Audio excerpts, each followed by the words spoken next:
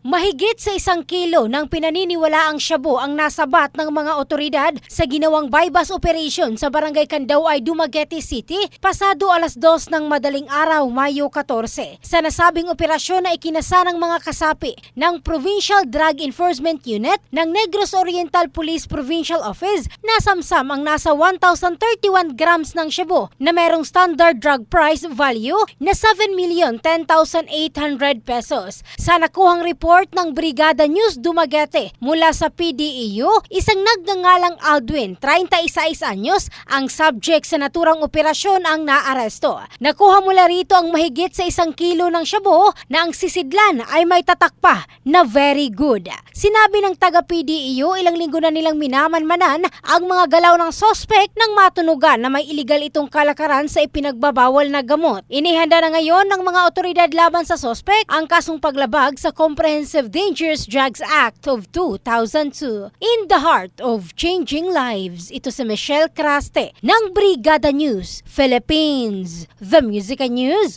Authority.